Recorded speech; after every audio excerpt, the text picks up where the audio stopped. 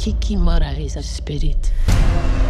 To those who does it, she can be a protector. Welcome to the Continental.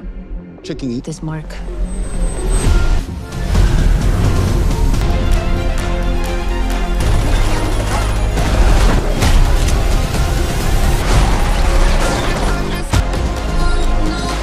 Just walked into the Baba Yaga. She sent you here to kill me? Your choice. You cannot change it. Consequences.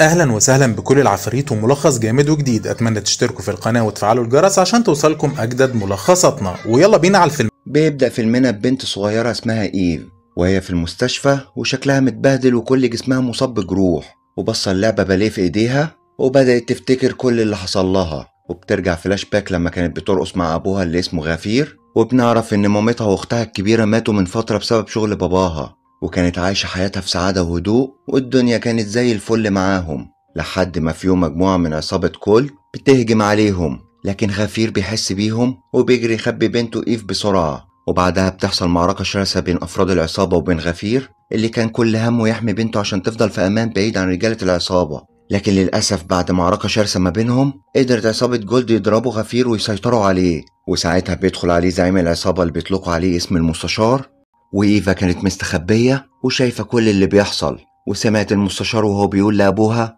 قدامك اختيارين، لا إما تموت لوحدك لا إما تقاوم، وساعتها أنت وبنتك تموتوا، وحط طلقة في مسدسه وقال له ها اخترت إيه؟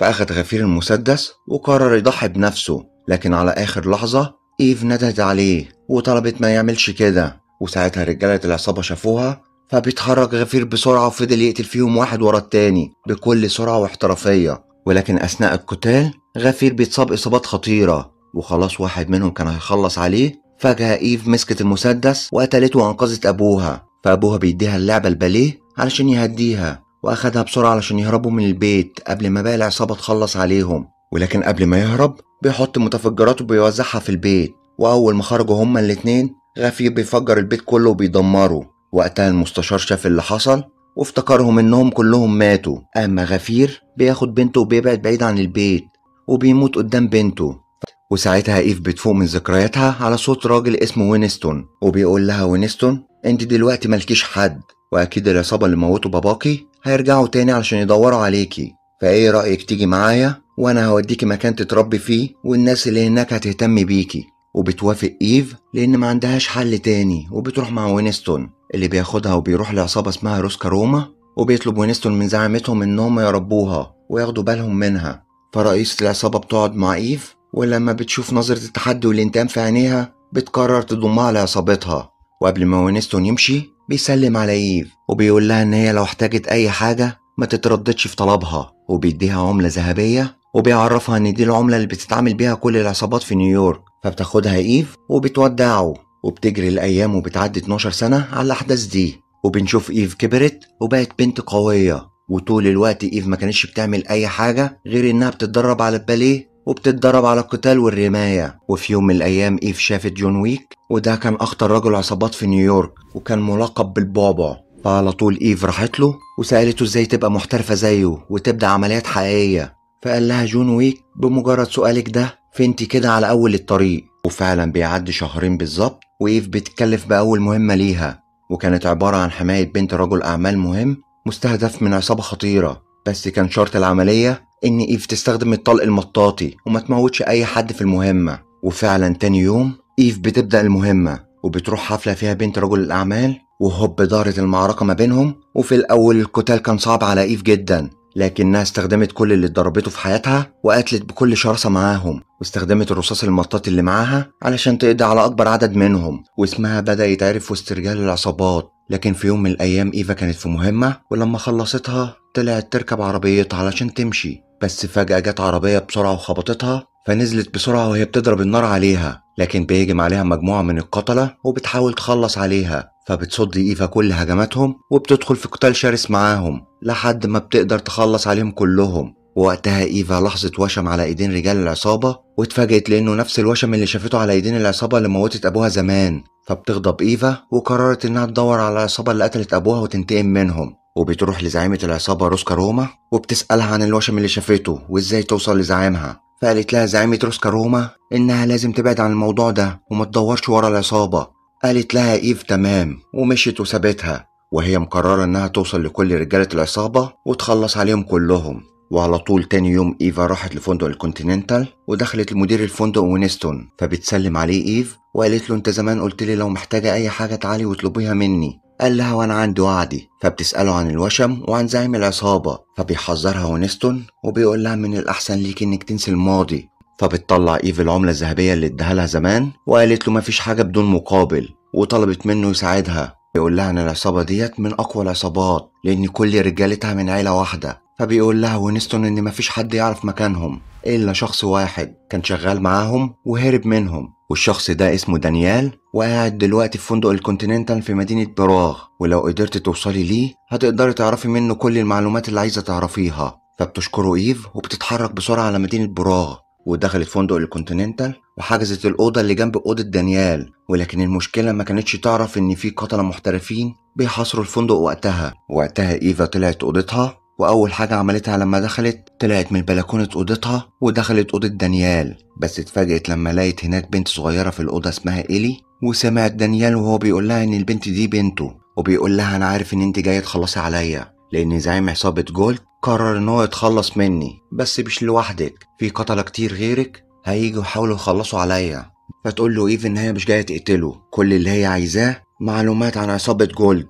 قال لها دانيال هقولك بس بشرط الأول لازم تساعديني أحمي بنتي منهم. فبتقول له إيف أساعدك من مين؟ وفجأة بتهجم رجالة العصابة، لكن دانيال بيكون حاطط مسدس على البيت وبيقتل واحد منهم، فبيهجم باقي القتلة المأجورين على أوضة دانيال وبدأوا يضربوا النار عليهم.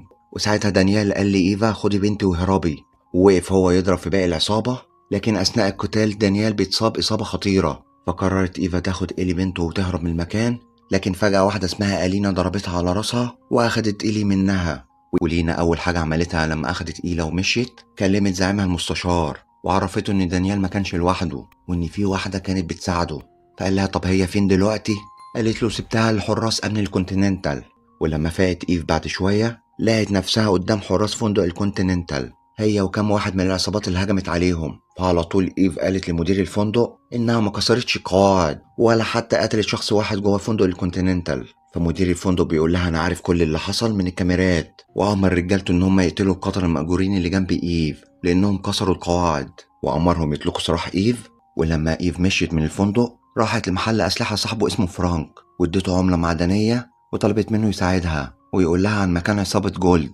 فرانك قال لها أنا معرفش أي حاجة، أنت عايزة تشتري سلاح ولا تمشي من هنا؟ قالت له اشتري. ولكن أثناء وهو بيفرجها على الأسلحة هجمت عصابة جولد على المكان وضربوا النار في كل حتة، وحاول فرانك يضرب عليهم النار لكن الرصاصة بتيجي في ايده. فرانك لما شاف الوشم على ايديهم عرف ان هم من عصابة جولد، فقرر ان هو يرد الجميل لإيف وقال لها ان العصابة اللي بتدور عليها موجودين في النمسا في مدينة ورا جبال شيك. فبتشكره إيف وقررت انها تروح تنتقم لأبوها. وبتوصل إيف للمدينة وشافت جوه مطعم ألعاب الباليه اللي أبوها غفير جابها لها زمان، فبتتأكد إن هي في المكان الصح. بس فجأة جت عربية تانية وقفت قدام المطعم، والشخص اللي نزل من العربية دي أول ما دخل المطعم هجم على إيف وضرب عليها النار، ولكن إيف اتحركت بسرعة واشتبكت معاه. ولما 2 من سكان المدينة شافوها وقفوا العربية وضربوا عليها النار، لكن إيف خلصت على واحد منهم وهربت. وساعتها كل القتلة عرفوا مكانها من صوت الرصاص، وأي حد كان بيقابلها بتخلص عليه. وساعتها بتوصل مساعدة المستشار اللي اسمها لينا وبتشوف على ظهرها وشم عصابة روسكا روما، فبتضربها على راسها وبيغمى على إيف. ولما بتفوق بتلاقي نفسها مربوطة في الكرسي، والمستشار بيسألها هي بتشتغل لصالح مين وليه هي بتعمل كل ده. قالت له ان عصابة روسكا روما ملهاش اي علاقة باللي هي بتعمله وان ده انتقام شخصي منها. فساعتها المستشار افتكر كل حاجة وقال لرجالته محدش يأذيها وخرج من الأوضة. فالحارسة لينا راحت للمستشار وسألته ليه مخلص عليها، فالمستشار بيديها الصدمة وقال لها ان إيف ديت اختها. وفي اللحظة ديت سمعوا صوت قتال في أوضة إيف، ولما راحوا علشان يشوفوا ايه اللي بيحصل لقوا ان إيف موتت الحراس وبتهرب من المكان. ولما واحد حاول يقتلها لينا ضربته بالنار وجريت ورا إيف عشان تفهمها الحقيقة وتعرفها انها اختها، وفعلا بتقدر تحصلها جوه بيت في المدينة، وايف بترفع عليها السلاح فبتقول لها الينا انها اختها. واثناء وهما بيتكلموا مع بعض رجالة المستشار حصروا البيت اللي هما جواه، ولكن اضطروا ينفذوا الاوامر ورموا القنابل جوه البيت وفجروه. الينا اصابت اصابة خطيرة فبتحاول ايف تنقذها ولكن بتموت بين ايديها، فبتغضب ايف واقسمت انها تقتل المستشار. ولما المستشار وصل اخر الاخبار خاف اكتر وحس ساعتها ان ايفا فعلا قوية ومش هتسكت الا لما تنتقم منه، فبيتصل المستشار بزعيمة روسكاروما وطلب منها انها توقف اللي هي بتعمله ايف. قالت له خلاص هتصرف، وعرفته انها تبعت واحد علشان يخلص على ايف قبل الساعة 12.